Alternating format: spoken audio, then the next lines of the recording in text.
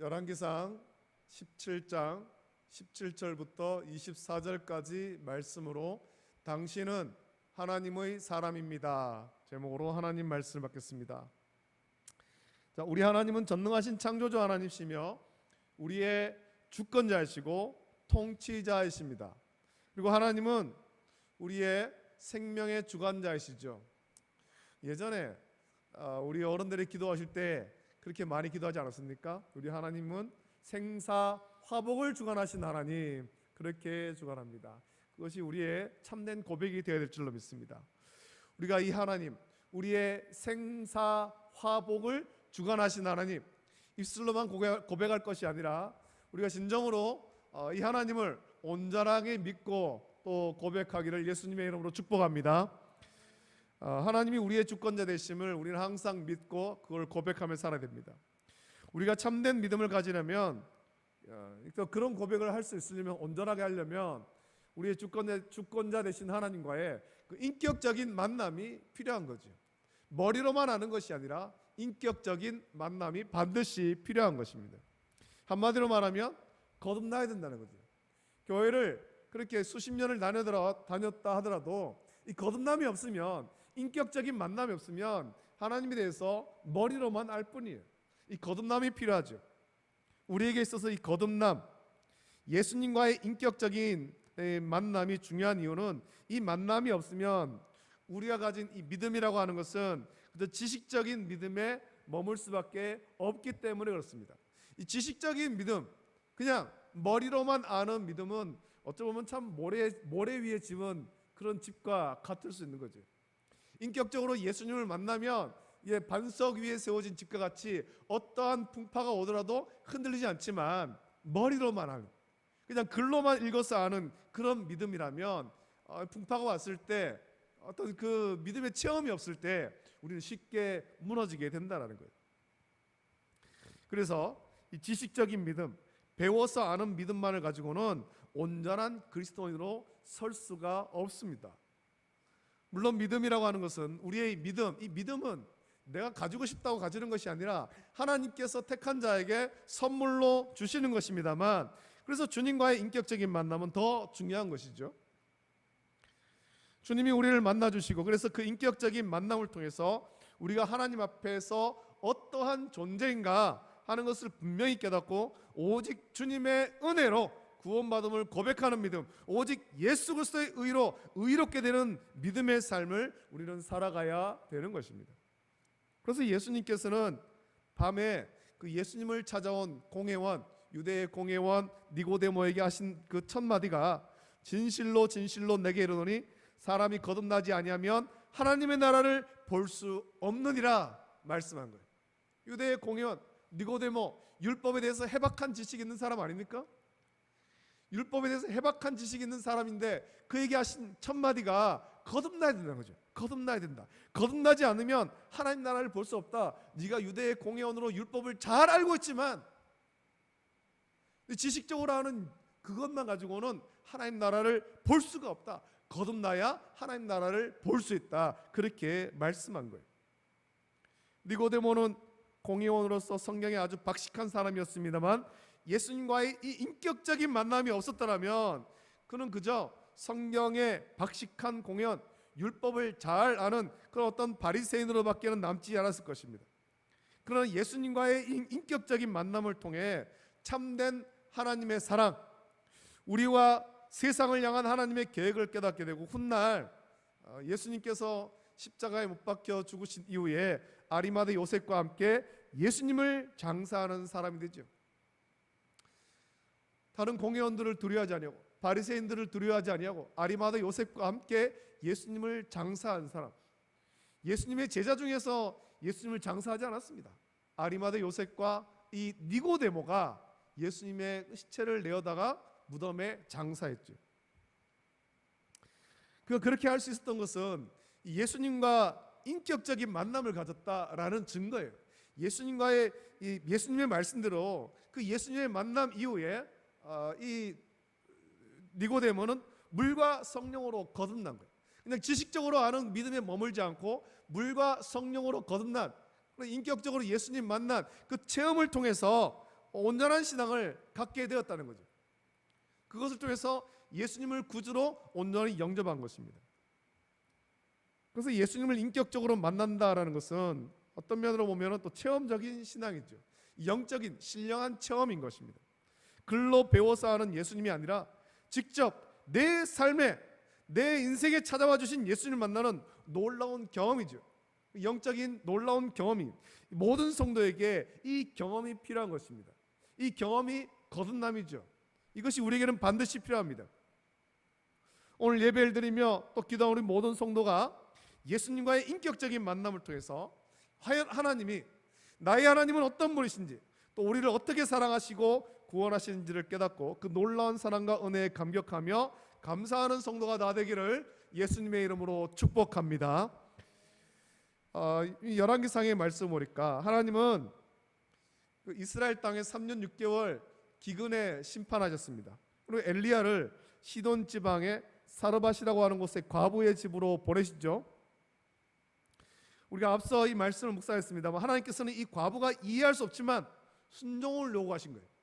기근 가운데 먹을 것이 없는 그런 상황 가운데 이 여인에게는 가루 한 움큼하고 병에 기름이 조금밖에 없어서 밖에 나가서 나뭇가지 몇 개를 주워가지고 집에 있는 자기 아들 한 명밖에 없는 자기 아들하고 이 마지막 만찬이죠. 만찬이라고 하기도 참 만찬이 하기도 좀 그런데 그냥 떡 한 조각 만들어가지고 아들하고 자기가 그것을 먹고 이제는 죽겠다, 먹을 것이 없으니 이제는 굶어 죽겠다, 그렇게 결단해서 각오하고 있는 그때 엘리야를 그에게 보내서 엘리야가 그 가루와 기름으로 자기를 위해서 먼저 떡을 만들어 가져와라, 그리고 그 후에 네가 먹어라 라는 거예요.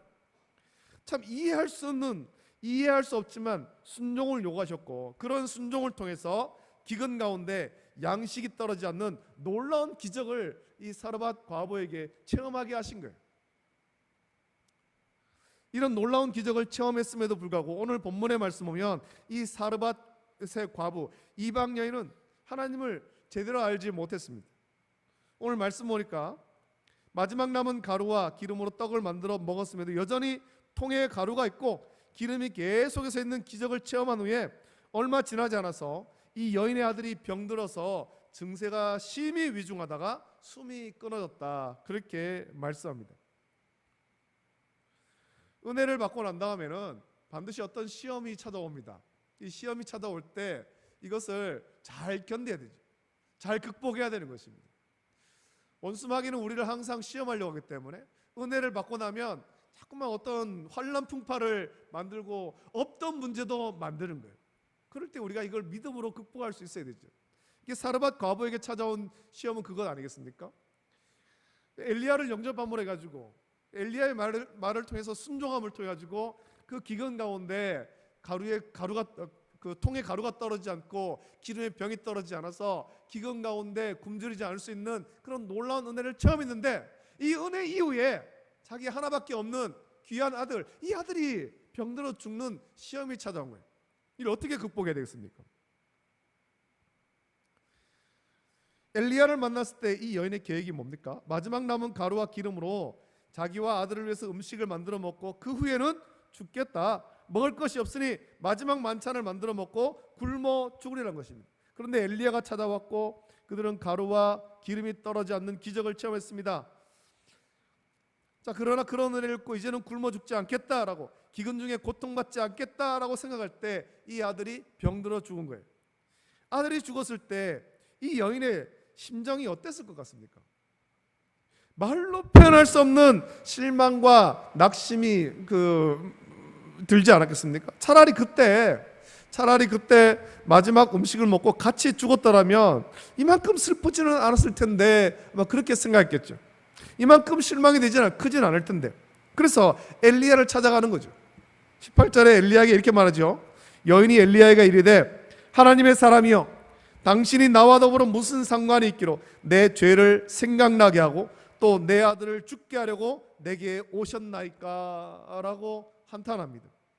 아니, 그때 그냥 죽게 내버려두지 왜 당신이 나한테 찾아와서 하나님의 말씀이라고 전하면서 그때 죽지 못하겠냐, 그때 내가 내 아들하고 같이 죽을 각오를 했었는데 왜 그때 죽지 못하게 해서 나로 하여금 이런 큰 슬픔을 당하게 하느냐? 왜 아들이 병들어 죽고 나에게 이렇게 가슴 아픈 고통을 당하게 하느냐? 차라리 그때 아들하고 나하고 같이 죽었으면 이만큼 슬프진 않았을 텐데 나는 살고 내 아들은 죽고 이런 슬픔을 왜 당하게 하느냐? 엘리야에게 원망하고 있는 거예요. 여러분, 이 여인에게 있었던 일을 한번 생각해 보세요. 이 여인과 그의 아들은 이미 죽기를 각오했던 사람입니다. 이미 죽기를 각오했던 사람입니다. 먹을 양식이 다 떨어졌으니까 이제는 죽겠다, 죽을 각오를 했습니다. 죽으려던 사람을 하나님께서 살려주신 거죠. 은혜를 베푸셨습니다.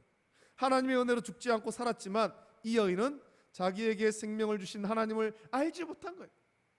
죽음에서 건져주신 하나님을 알지 못하는 거죠. 오히려 원망합니다. 왜냐하면 생명의 주관자 되시는 하나님을 온전히 알지 못하기 때문에. 우리의 살고 죽는 것 하나님의 손에 달렸는데 자기가 죽으려고 하는 그때 하나님께서 살려주셨음에도 불구하고 지금 아들이 병들어 죽음으로 인해서 하나님께 원망하고 엘리야에게 원망하고 있는 거죠. 이 여인은 하나님께 놀라운 은혜를 받았지만 하나님을 온전히 모르는 거예요. 그래서 지금 자기가 당하는 고통, 아들이 죽음으로 인한 고통으로 원망할 뿐인 거예요. 우리가 하나님을 알되 바르게 알아야 되는 이유는 하나님을 바르게 알지 못하면, 인격적으로 예수님을 만나지 못하면 우리와 이 세계를 향한 하나님의 선한 뜻을 깨닫지 못하고 그저 내 눈앞에 펼쳐지는 어떤 일들로 기뻐하고 때로는 슬퍼하고 때로는 원망하고 때로는 분노하는 거예요. 그리고 심지어는 하나님을 원망하기까지 합니다. 하나님이 계시면 왜 우리가 이런 고통을 당하게 합니까? 원망하게 되는 거예요. 하나님을 모르니까. 여러분, 하나님의 생각은 우리의 생각과 다릅니다. 차원이 다른 거예요. 우리의 머리로 어떻게 전능하신 창조주 하나님, 우리의 생사화복을 주관하신 하나님, 그 하나님께서 계획하신 모든 것들을 일일이 다 알 수 있겠습니까? 우리는 다 모르지만 그저 하나님 말씀을, 하나님을 믿음으로 하나님 말씀에 순종하는 거예요. 병들어 고통당하는 사람이 치료받지 못하고 이 세상에서의 생명이 끝나면 하나님을 온전히 알지 못하는 사람은 원망합니다. 하나님이 살아계시면, 정말 하나님이 계시면 하나님, 우리 사랑하는 이 가족을 왜 병에서 고쳐주지 않느냐 원망하는 거예요. 어떤 사고로 사랑하는 가족을 잃으면 원망하는 거예요. 왜 세상에 많고 많은 사람 가운데 우리 가정이 이런 사고를 당해야 되느냐, 내 식구가 이런 사고를 당해야 하느냐 원망하죠. 우리는 불평하고 원망하지만 하나님은 육체의 질병으로 인해 고통받는 그 사람을 이제는 눈물도 고통도 슬픔도 없는 천국으로 오히려 인도하시는 거잖아요. 그것을 깨닫는다면 우리는 오히려 감사해야 되는 거죠. 지난 4월 달에 제가 이전에도 말씀드렸습니다만 저의 친구가 뇌출혈로 뇌사 판정을 받고 하나님께 부름받았습니다. 아직까지 어떻게 보면은 한창 일해야 될 그 나이인데 갑자기 뇌출혈을 당하고 또 깨어나지 못하고 뇌사 판정을 받고 세상을 떠났습니다.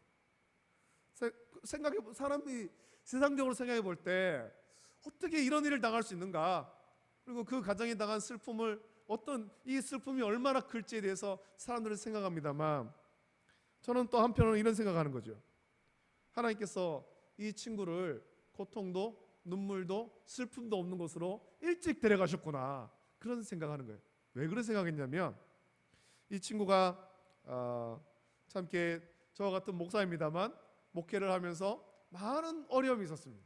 많은 어려움이 있었고 어려움 가운데 지금 이제 사역을 쉬고 있었는데, 사역을 임지를 구하지 못해서 사역을 쉬고 있으면서 그 마음 가운데 여러 가지 참 힘들고 어려운 일이 있었을 텐데 하나님께서 이 친구의 고통을 아시고 마음의 괴로움을 아시고 일찍 더 좋은 하나님 나라로 불러가신 거예요.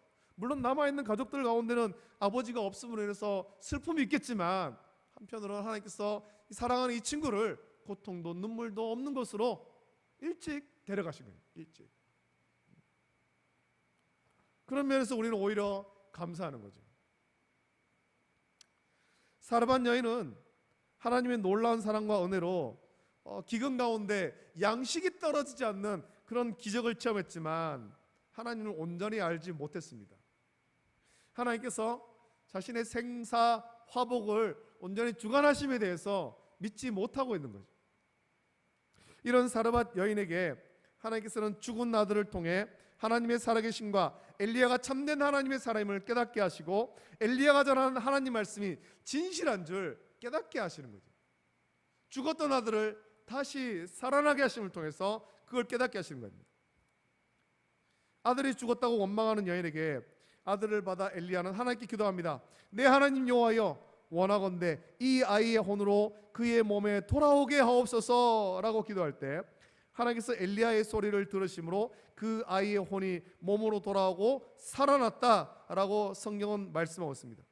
그리고 그제야 사르밧 과부는 고백하기를 내가 이제야 당신은 하나님의 사람이시요 당신의 입에 여호와의 말씀이 진실한 줄 아노라 라고 고백합니다. 이 사르밧 과부는 죽은 자기 아들이 다시 살아나는 놀라운 체험을 통해서 생명의 주관 되신 하나님의 능력을 체험함을 통해서 전능하신 창조자 하나님, 우리의 생명을 주관하신 참된 주인이신 하나님을 엘리야를 통해서 만나고 그제서야 믿음을 고백하게 되는 거예요.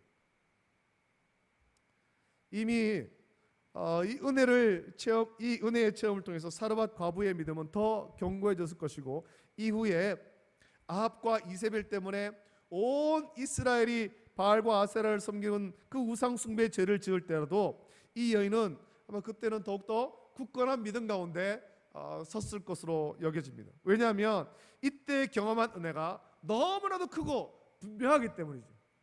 바알과 아세라가 우리의 생사화복을 주관하는 것이 아니라 전능하신 창조주 하나님, 엘리야가 섬기는 그 하나님이 생사화복을 주관하심을 자기 아들이 죽었다가 하나님께 간구했을 때 다시 살아나는 이 체험을 통해서 분명하게 깨달았기 때문이죠.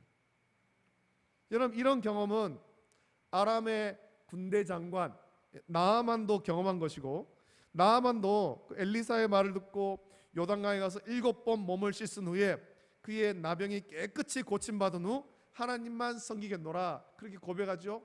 그가 아람의 군대 장관이고 우상 숭배하는 나라지만 비록 아람에 돌아가서 왕이 우상을 섬길 때 자기가 군대 장관이라서 그 옆에 있고 같이 우상 숭배하는 자리에 있어야 되지만 그 일 외에는 오직 하나님만 섬기겠다. 그의 나병이 고침받은 이후에 그리고 고백을 했습니다. 강력한 은혜의 체험을 했기 때문이죠. 나병이라는 것이 어떤 병입니까? 나병은 구약에서 저주받은 병이었죠. 죄로 인한 병, 저주받은 병, 온몸이 썩어 들어가는 병, 살아있지만 죽은 것 같은 그런 병인데 하나님께서 그를 고쳐주셨습니다. 이 놀라운 체험을 통해 가지고 나아만은 하나님만 섬기겠다. 내가 내 나라에 돌아가지만 나는 하나님만 섬기겠다. 나아만 그렇게 고백하는 거예요. 여러분, 우리 하나님은 우리의 생명을 주관하신 하나님인 줄 믿습니다. 여러분, 데려가셨던 아이의 혼을 다시 그 육체로 돌려보내어서 살아나게 하신 거예요. 우리를 죽이기도 하시지만 살리기도 하시는 분이 하나님이신 거죠. 우리 하나님은 우리가 알고 있는 것보다 훨씬 크고 전능하신 하나님. 우리의 생각으로 하나님의 생각을 어떻게 다 알 수 있겠습니까? 하나님이 하신 일을 피조물인 우리가 어떻게 다 이해할 수 있겠습니까? 전능하신 창조자 하나님께서 하신 일을 피조물인 우리가 우리의 이성과 합리적인 사고로 다 이해할 수 없지만 하나님은 믿음으로 순종하라 라고 오늘 저와 여러분들에게 명령하시는 거예요. 믿음으로 순종해라. 기록된 말씀을 묵상하면서 믿음으로 순종해라. 믿음으로 순종하면 하나님의 크신 일을 보게 될 것이다 말씀하는 것입니다. 여러분, 우리 하나님은 이성으로만 아는 것이 아닙니다. 지성으로 아는 것이 아닙니다. 돌아가신 이어령 장관님, 그분이 쓴 책이 있지 않습니까? 자기 딸 이민아 목사님을 통해 가지고 예수님을 만나고 영접한 이후에 그분이 쓴 책이 지성에서 영성으로, 지성에서 영성으로. 그분이 초대 문화부 장관을 하고 우리 한국의 어떤 지성으로 그렇게 알려진 사람이고 굉장히 박식한 사람입니다만 자기 지식으로 하나님을 아는 것이 아니다라는 거죠. 영성으로, 영성으로. 우리 하나님은 이성으로 만나는 건 아닙니다. 지성으로 만나는 건 아닙니다. 영성으로 만나는 거죠. 글로 배워서 하나님을 다 알 수 없습니다. 체험에서 만나는 거죠. 신령한 영적인 체험, 거듭남의 은혜가 있어야 됩니다. 인격적인 만남을 가져야만 하는 거죠. 우리가 인격적으로 예수님 만나면 우리가 미처 깨닫지 못했던 크고 놀라운 비밀을 우리는 발견하게 되는 것입니다. 그것은 머리로만 알고 있던 하나님이 우리를 사랑하신다라는 것, 우리를 죄에서 구원하신다는 것을 온몸으로 깨닫게 되는 거예요. 내 전 인생을 통해서 깨닫게 되는 거죠. 그렇게 인격적으로 예수님 만나고 나면 우리는 그제야 우리의 입술을 통해서, 우리의 삶을 통해서 하나님, 당신은 전능하신 나의 주, 나의 하나님입니다, 그제서야 온전히 고백하고 순종하게 되는 거예요. 하나님, 당신이 우리의 주권자이시며 내 생명의 주권자이십니다. 내가 살고 죽는 것 하나님의 손에 있습니다. 그렇게 그제서야 우리는 고백하게 되는 것입니다. 여러분, 인격적으로 예수님 만나기를 힘쓰십시오. 한번 만났다고 끝나는 것이 아니라 계속해서 인격적으로 교제하십시오. 예수님은 오늘도 우리에게 찾아오셔서 우리의 문을 두드리시는 거예요. 우리의 마음 문을 두드리시는 거죠. 마음 문을 활짝 열고 우리를 찾아오신 예수님을 내 마음에 모시고 인격적으로 예수님과 교제를 나누십시오. 인격적으로 만나서 예수님과 교제하면서 예수님을 알아가고 하나님을 깊이 알아가는 저와 여러분 되시기를 예수님의 이름으로 축복합니다. 그래서 주님만이 나의 구주이심을, 하나님이 우리의 생명의 주권자이심을 온전히 고백하는 우리 모든 성도가 다 되기를 예수님의 이름으로 축복합니다. 기도드리겠습니다. 하나님 아버지, 사랑과 은혜를 감사드립니다. 오늘 참 무더웠던 날씨 가운데서도 우리를 지켜주시고 또 이 저녁에 주의 전으로 우리를 부르셔서 하나님께 예배드릴 수 있는 귀한 은혜 주심을 감사합니다.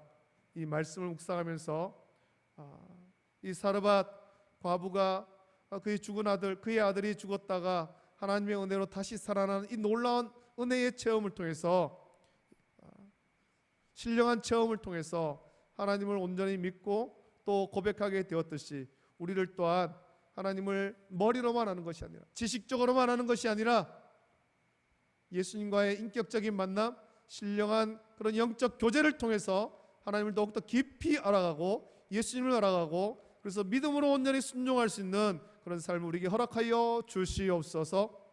세상에 보이는 모든 일들, 우리 눈에 보이는 일들, 현상만 보면서 원망하고 한탄할 것이 아니라 그 모든 역사를 주관하신 하나님을 바라보면서 믿음으로 순종할 수 있는 우리 모든 성도가 되도록 복내려 주시옵소서. 거룩하신 예수님의 이름으로 감사드리며 기도하옵나이다. 아멘.